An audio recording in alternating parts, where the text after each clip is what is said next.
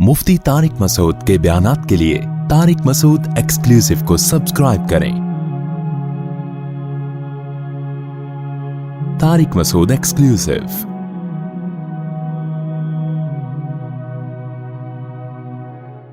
सअल साइलुम बिअज़ाबिन वाक़िअ, एक पूछने वाले ने पूछा उस अजाब के बारे में जो वाक़े होकर रहेगा। ये इसका लफ्जी तर्जमा है।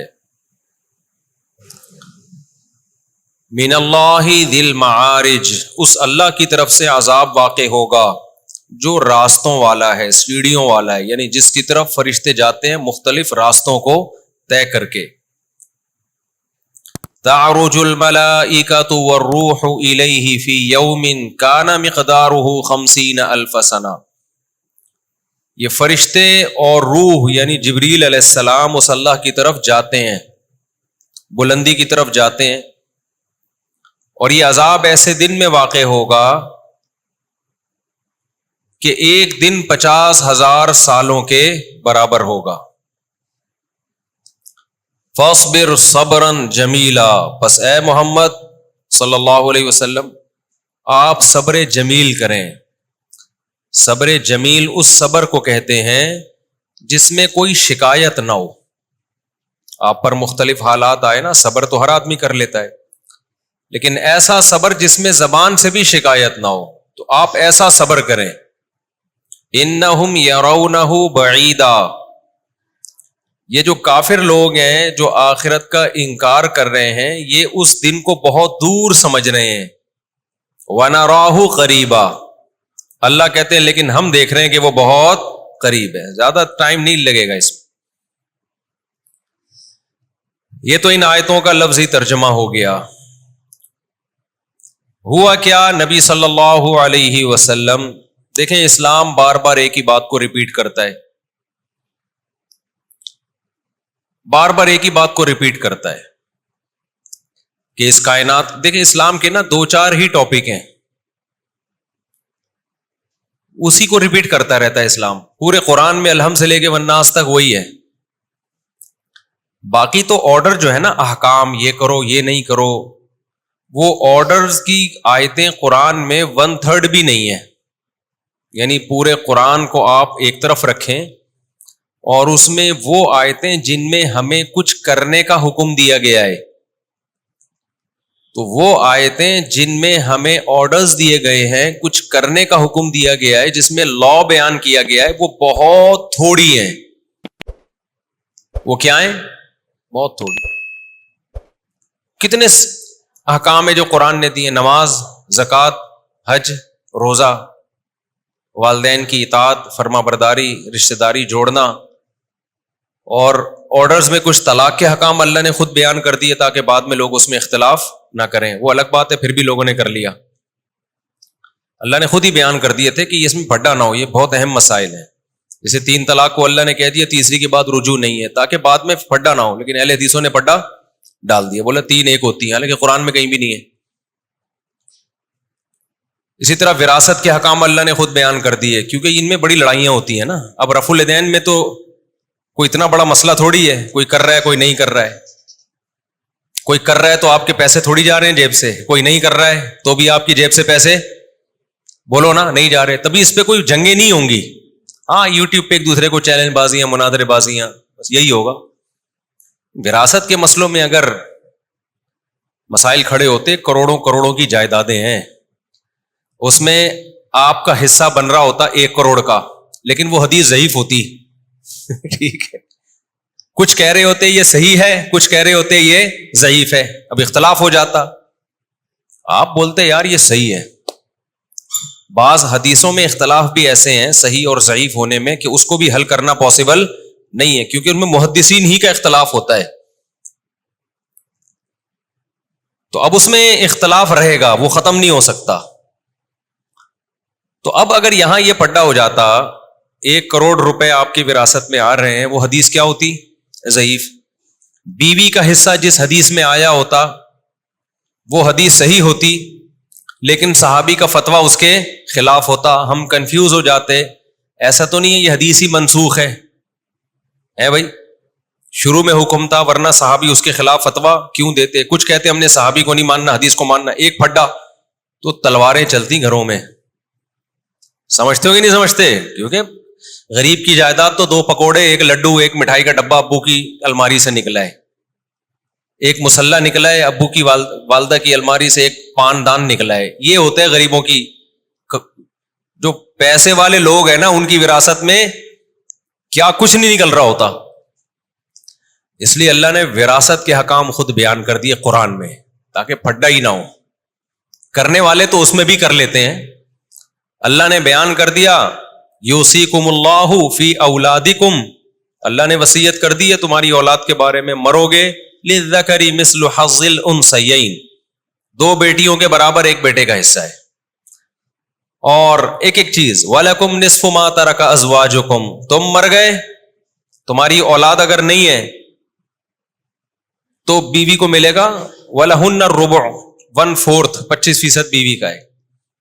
اور اگر وہ مر گئی تو 50% تمہارا ہے، اس کے اگر اولاد نہیں ہے، اولاد ہے تو پھر 1/4 ہے. ایسی ایکسپلین کیا نا بہترین طریقے سے کہ جھگڑا کیا ہو جائے، ختم. وراثت کے حکام قرآن نے کھول کے بیان کر دیے. تو چند حکام ہی ہیں، چند یتیموں کے حکام قرآن نے وضاحت سے بیان کر دیے، بہت چند ملیں گے. باقی قرآن میں احکام نہیں ہے، زیادہ آرڈرز نہیں ہے. قرآن میں 3 باتوں کو زیادہ فوکس کیا گیا ہے، بار بار قرآن اسی کو ہائی لائٹ کرتا ہے. نمبر 1، خود سے نہیں بنے ہو، کسی نے تمہیں بنائے. اور یہ 3 سوال ہی ایسے ہیں جو دنیا کے لیے سب سے زیادہ امپورٹنٹ ہے. انہی سے دنیا جان چھڑاتی ہے. باقی مذہب سے کسی کا کیا لینا دینا بھائی. امریکہ میں مسجدیں کم تھوڑی ہیں، جاپان میں کوئی کم مسجدیں تھوڑی ہیں. حاجی امریکہ سے بھی آتے ہیں، ہو سکتا ہے اسرائیل سے بھی آتے ہوں، ٹھیک ہے نا. حاجیوں پہ کوئی مسئلہ تھوڑی ہے. 3 بڑے سوال آتے ہیں. پہلا سوال، ہم بنے نہیں ہیں، ہمیں کسی نے بنایا ہے. قرآن اس کو بہت فوکس کرتا ہے. نمبر 2، توحید، کہ صرف وہی ہے، اس کے ساتھ کسی کو شریک بولو نہیں کرنا. نہ شرک اکبر کرنا ہے، نہ شرک اصغر. اکبر کیا ہوتا ہے؟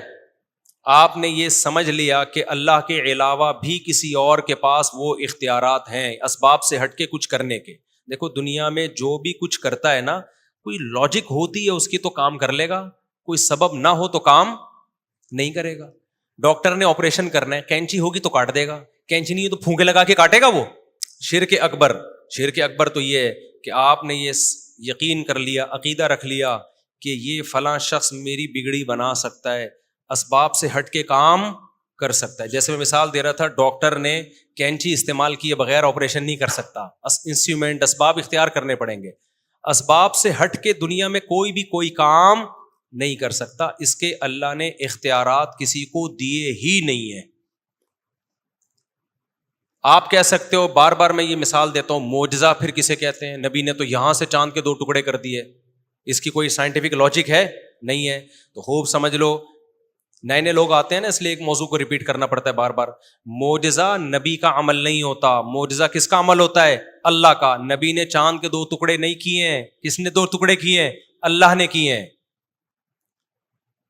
اس کی دلیل یہ ہے کہ موسیٰ علیہ السلام لاٹھی کو پھینکتے تھے، سانپ بن جاتی تھی نا، تو موسیٰ تھوڑی بناتے تھے.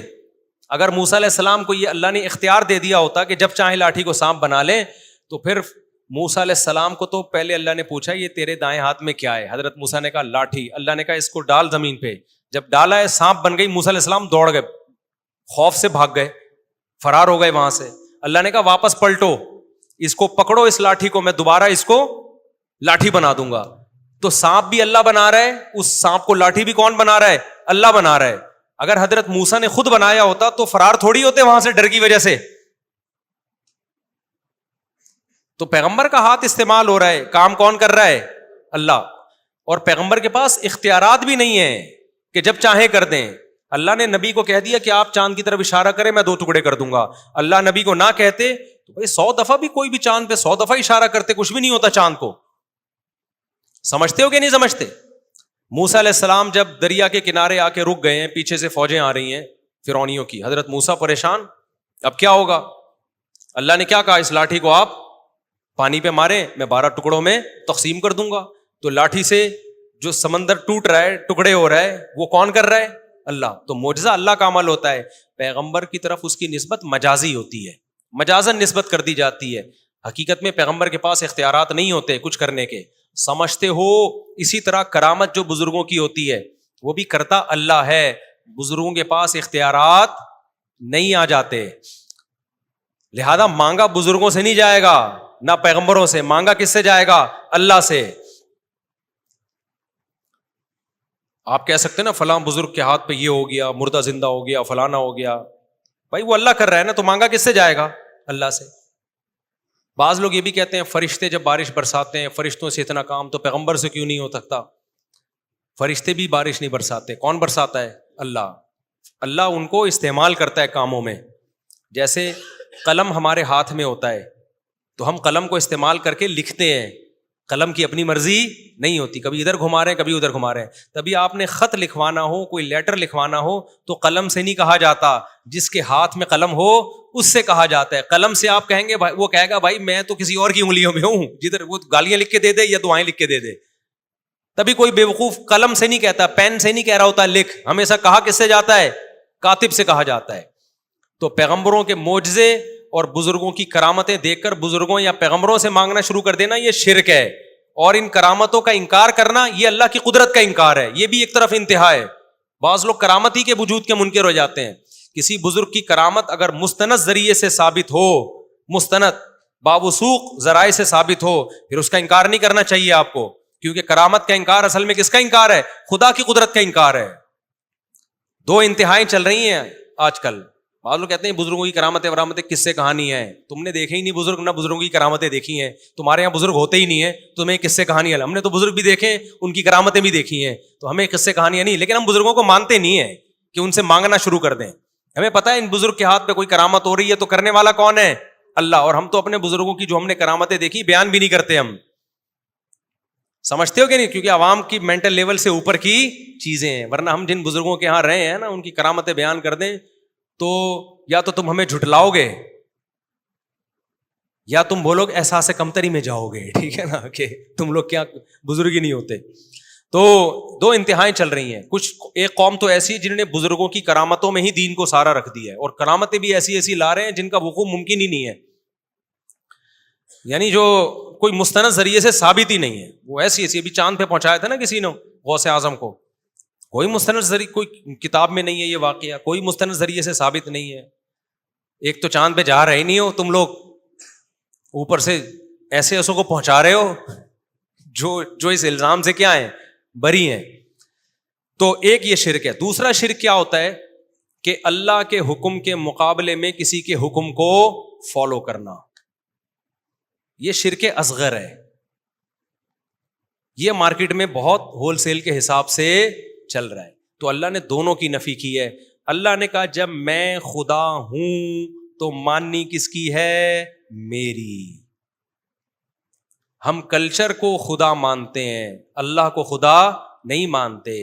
افرأیت من اتخذ الہہ ہواہ, اے مخاطب کیا تو نے دیکھا جس نے اپنی خواہشات کو خدا بنایا ہوا ہے. اپنی خواہشات سے پوچھتا ہے کہ کیا دل چاہ رہا ہے.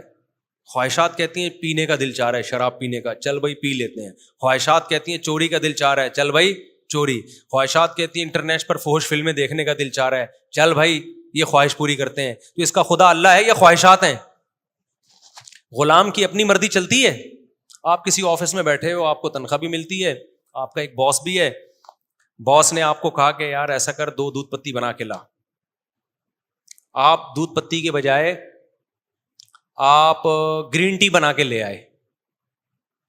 وہ کہا بھائی تو گرین ٹی نہیں, میں نے تو تیرے کو دودھ پتی بولا تھا. آپ کہا سر میرا جو دل چاہ رہا ہے نا وہ گرین ٹی کا چاہ رہا ہے, 1 کپ آپ پئیں گے, 1 کپ میرا جو دل چاہتا ہے میں تو وہی کرتا ہوں. لیکن سر آپ میرے باس ہیں. باس اور سنائیں کیسے ہیں آپ؟ ہو سکتا ہے باس ایک دفعہ برداشت کر لے, اس کے بعد باس نے کہا ایسا کر نہاری لے کر آ, اپنے لیے بھی 2 روٹی لیا, آج تجھے بھی ساتھ بٹھا کے کھاؤں گا. آپ بریانی لے کر آ گئے. باس کہہ رہے میں نے تجھے بریانی نہاری بولا تھا. آپ کہ سر میرا جو دل چاہ رہا ہے نا, نہاری تو رات میں نے کھائی ہے, مفتی صاحب کی ویڈیو دیکھی تھی, میرا دل چاہ میں کھا لوں, تو رات تو میں کھا چکا ہوں, اب میں کیا کھاؤں گا؟ بریانی.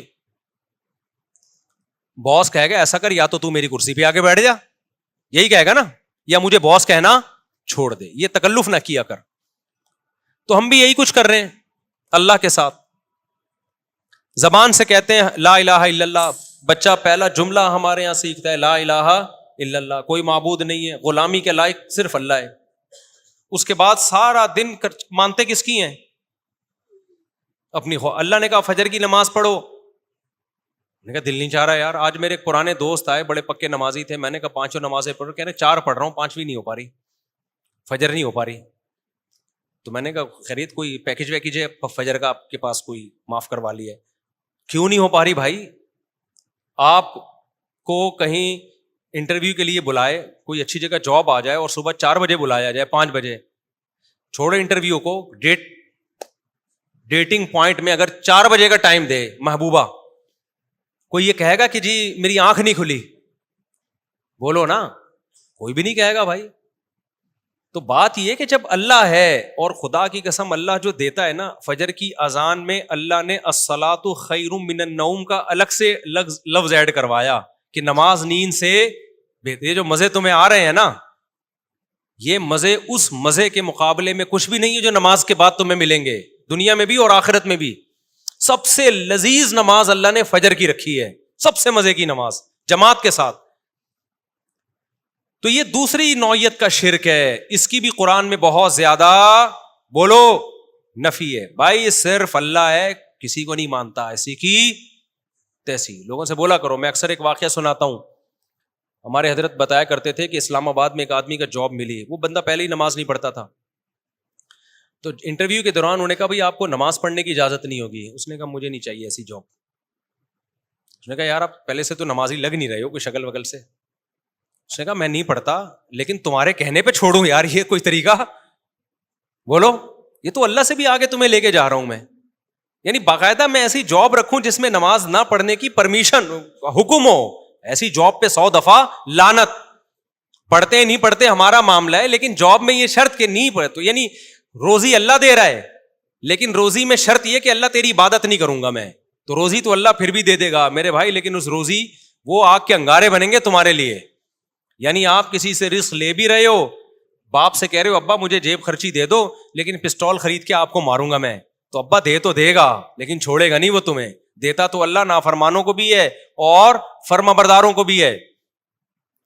تو یہ احکام اللہ نے بیان کیے. اور تیسرا حکم جو اللہ نے بہت زیادہ قرآن میں بیان کیا ہے, ہر رکوع میں, ہر پارے میں, بار بار. میں یہ اس لیے 3 احکام کو بار بار کر رہا ہوں کہ انہی تینوں کو چھوڑا ہوا ہے ہم نے, اور میں اسی تینوں پہ بہت زیادہ اسی وجہ سے بیان کرتا ہوں کہ قرآن کے بیسک ٹاپکس ہیں. وہ تیسرا کیا, مرنے کے بعد ختم نہیں ہوگا میرے بھائی. مرنے کے بعد تمہیں نظر آتا ہے کیڑے کھا کے ختم کر دیتے ہیں, یہ تمہاری باڈی ختم ہوتی ہے, تم ختم بولو نہیں ہوتے, تم فنش نہیں ہوتے, روح باقی رہتی ہے جس کو عذاب بھی ہوتا ہے ثواب بھی. اور میدان حشر میں دوبارہ ایک جسم ملے گا تمہیں. ہمیشہ کے لیے انسان فنا ہونے کے لیے نہیں آیا. موت کے بعد زندگی ہے جس میں اچھوں کو اچھے کا حساب ملے گا, بدلہ ملے گا, بروں کو برائی کی سزا ملے گی. یہ چیز بھی سائنسدان نہیں مانتے. یہ 3 چیزیں ایسی ہیں جن کو لبرل لوگ نہیں مانتے. کوئی کہتا ہے خدا نہیں ہے, اللہ کہتے ہے. کوئی کہتا ہے لیکن اس کے ساتھ اوروں کو شریک کر لیتے ہیں جو مذہبی لوگ ہیں. اللہ کہتے ہیں نہ, اس کے ساتھ کوئی شریک نہیں ہے, صرف وہ. تیسرا, تمہیں تمہارے اعمال کا حساب دینا پڑے گا. تو یہ 3 باتیں جب نبی کیا کرتے تھے نا, تو مشرک ان میں سے ایک بات کو مانتے تھے, اور جو ملحد ہیں وہ ایک بھی نہیں مانتے تھے. جو اس دور میں ملحد تھے, ایتھیس تھے, وہ کہتے تھے کوئی خدا ہے ہی نہیں.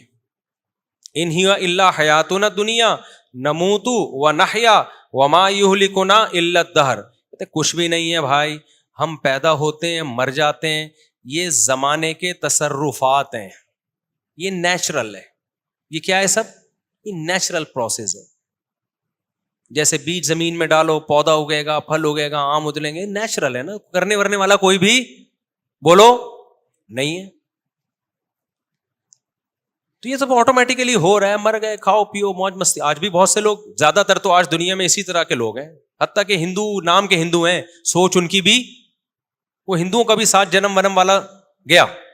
وہ ایک ہندو پنڈت نے کسی نے کہا نا کہ کوئی برا کام کر رہا تھا تو ہندو پنڈت نے اس سے کہا کہ تو اگلے جنم میں گدھا بن جائے گا. اس نے کہا پچھلے جنم میں گدھا تھا, اس جنم میں کیا بناؤں, کچھ اچھے کام کیے تو میں انسان بن گیا ہوں, تو اب میں دوبارہ کیا بن جاؤں گا, گدھا, تو پھر میں کچھ اچھے کر لوں گا پھر انسان بن جاؤں گا. خیر یہ ان کا عقیدہ ہے, ہمیں اس سے کیا لینا دینا.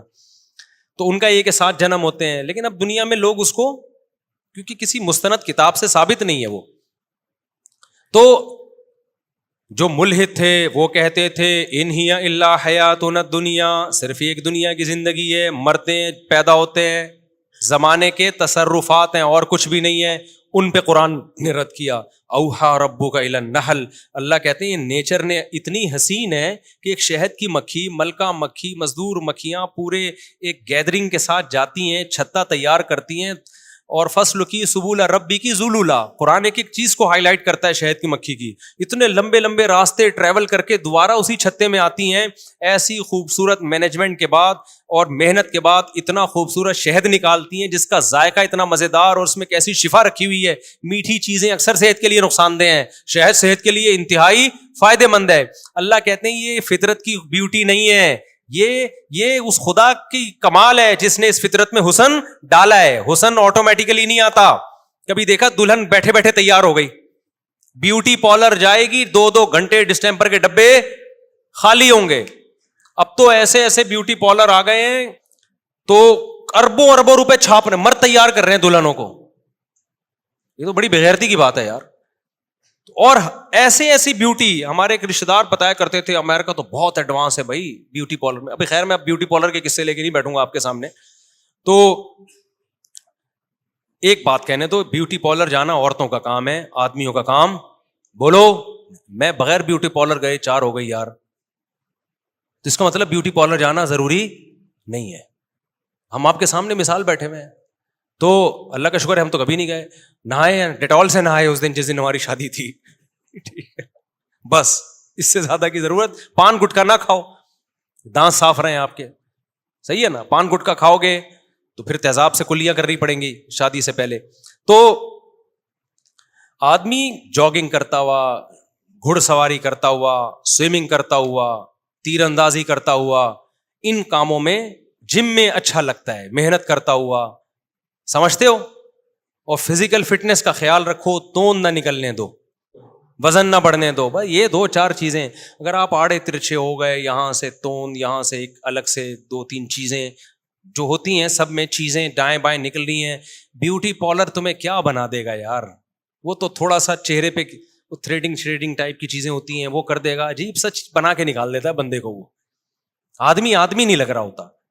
پھر بھی میں نہیں کہہ رہا چلو گئے ہو تو تھوڑا سا بس کو بولو یار تھوڑا سا ریگ مال سے کیا کر دے, گھسائی کر دے, اتنا کافی ہے, زیادہ نہ فری کراؤ. تو آدمی ہینڈسم اچھا لگتا ہے. بیوٹی کس کی ہے, یہ عورتوں کا کام ہے. او من ينشأ في الحلیہ وهو في الخصام غیر مبین, اللہ کہتے ہیں عورت زیورات میں پلتی ہے.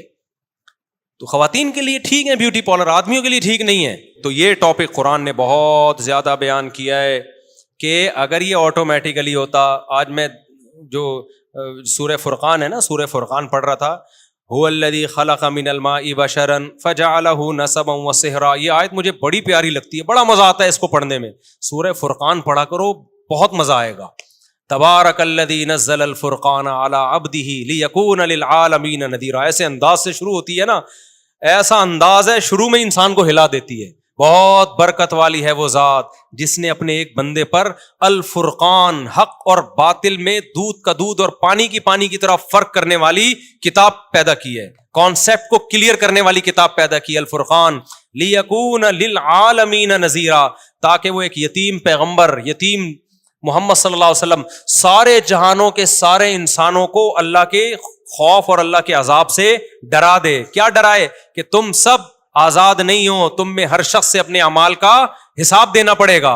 اس پیغام کو لے کے محمد صلی اللہ علیہ وسلم مکہ میں آئے, اور ایک یتیم پہ اللہ کہتے ہیں ہم نے قرآن اس لیے نازل کیا تاکہ یہ یتیم ساری دنیا کے سارے انسانوں کو بتا دے کہ مرنے کے بعد ختم نہیں ہونا, مرنے کے بعد حساب و کتاب دینا ہے. کیا جلال ہے یار اس ایک آیت میں. اور نازل کب ہو رہی ہے؟ مکہ میں, جب 4 آدمی بھی مسلمان نہیں ہوئے تھے. اور ایسے یتیم پہ نازل ہو رہی ہے جو نہ لکھنا جانتے اور نہ پڑھنا جانتے. کیا کانفیڈنس ہے یار, کیا کانفیڈنس ہے. اگر کوئی اس وقت ہوتا وہ کہتا بھائی تمام جہان آپ ایک مکہ میں یتیم, کوئی جانتا آپ کو ہے نہیں, قافلے یہاں سے نہیں گزرتے, نہ پانی ہے نہ گھاس ہے, اور بات کیا کر رہے ہو ساری دنیا کے سارے انسان. اللہ کہتا ہے وہ برکت والی ذات ہے جس نے قرآن کو نازل کیا, اس قرآن کے ذریعے ہی پھیلا دے گا اللہ. اور آج پھیلا دیا نا پوری دنیا میں. دنیا میں کوئی ایک چپا ایسا نہیں ہے جہاں قرآن پڑھا نہ جاتا ہو. دنیا میں سب سے زیادہ نام اللہ کا لیا جاتا ہے. اذانیں دیکھو پوری دنیا میں پھیل چکی ہیں,